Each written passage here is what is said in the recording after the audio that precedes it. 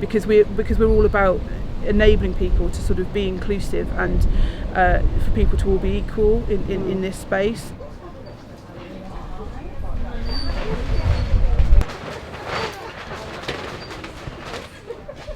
Liz, can you first of all explain why it is that you set up Zinnia, why you wanted to get involved? Okay, at the time when I set up Zinnia, I was working as a social worker, and I've always worked with people with learning disabilities, and I was working with the co-founder, who is a learning disability nurse. And I won't go into real detail, but with the changes in social care in terms of personal budgets, we started to feel that lots of services weren't really providing what people needed, or weren't working in a way that really was inclusive and enabled people to get to do the things they wanted to in their lives. So we, after many conversations where you sit around at lunch talking about it, we just kind of said, right, well, let's do it. And I've been thinking about it for years anyway, because I've volunteered previously in the borough, trying to help people with learning disabilities to get work. So it was something that had sort of been building up, and I think I was just in a place where I could actually do it.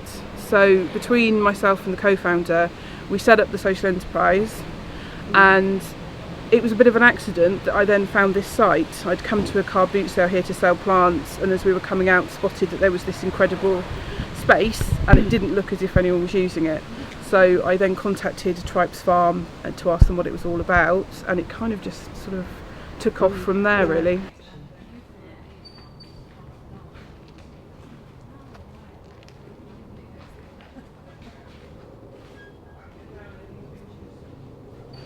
Yes, because it's a huge site, isn't it? A huge, fantastic site. Undertaking. How are you going to make it manageable? What are your objectives sort of for next year and then? We've got a 5-year plan. Right. When we first took on the site, we didn't take on all of the site that you can see. We just took it on until just before one of the other polytunnels. And that was because we said, right, it's got to be a manageable space. And with the aim of then taking over the rest of it. What we've actually discovered in the year that we've been going is just how much work there really is to do. So we're now working on partnerships in the borough. So we are doing joint applications with organisations like Branching Out and Time Out, who do horticultural work with people with disabilities.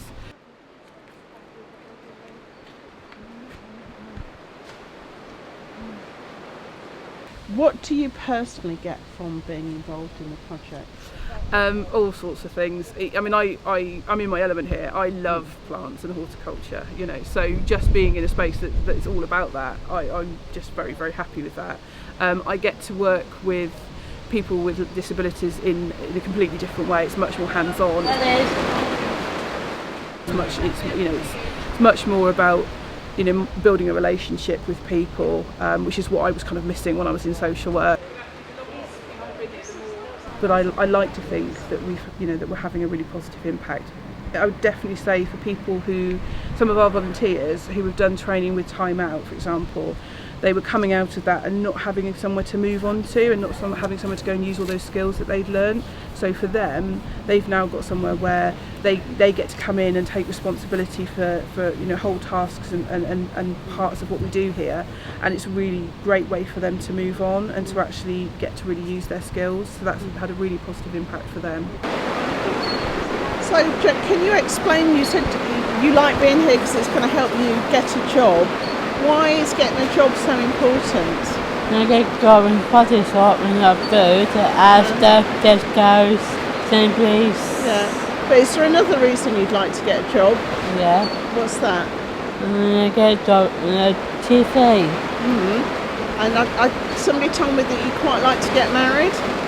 I came over with my girlfriend Billy. Yeah. So you'd like to get married?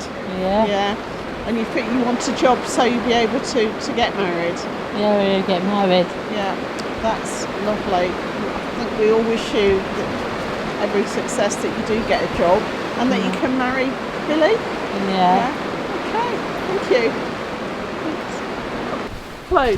I wondered if you could start by saying what your name is and why you have got involved in the Zinnia project. Yeah, my name's Simon Wilson. I've been unemployed for 12 years. I've suffered with a lot of depression and chronic pain in that time, and so I'm slowly trying to get myself back out into work, and volunteering was a I saw volunteering as a good way to gradually get myself Yeah. into work, Yeah. but also coming up to Zinnia's and helping out has really made me feel quite good and appreciated. And as I say, it's nice to give something back as well, rather than sort of not just seem to be taking. So yeah, so it was nice. It was nice to come up and be able to give something back into the community as well.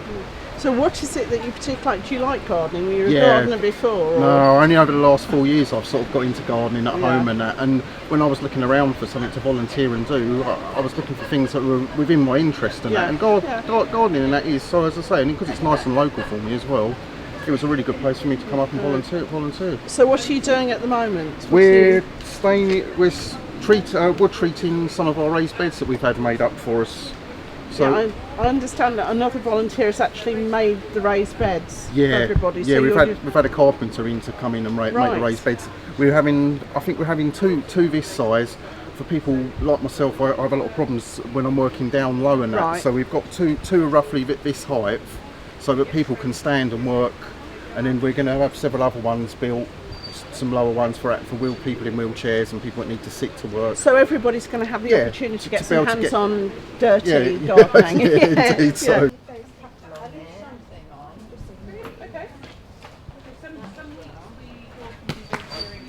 I understand that you also sell some produce at markets and so on. Is that something that you'd look at expanding as well to help with sort of day-to-day cash flow? Yeah, definitely. We absolutely want to expand that. At the moment, we were selling once a week at St Mary Cray Country Market, but they've gone down to once a month. But that's been really good. Actually, at one point we were kind of their biggest seller, really.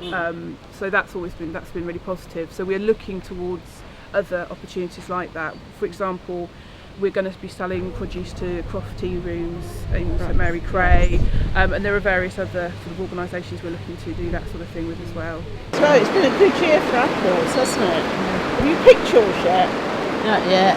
No, we're going to do ours this weekend and then try them, but we've had the best year ever. So what are you going to do with yours? Are you going to just eat them or are you going to try and store them? No, sell.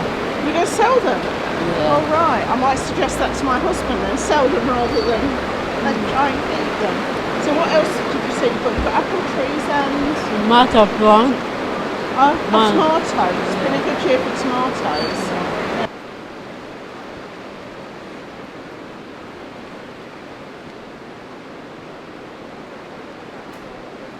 Do you think it's interesting how the volunteers work with each other? How they support each other? Yeah, it's been really good. Because we now got very sort of well-established groups on a Wednesday and a Thursday afternoon, I do purposefully take a step back quite a lot of the time and just let people get on with it, because we're all about enabling people to sort of be inclusive and for people to all be equal in this space. So it's been great to see how people have kind of got on and got to know each other and work together. And actually, when you let people do that, they just get on and do it, and it works really nicely. That's been, really good for us.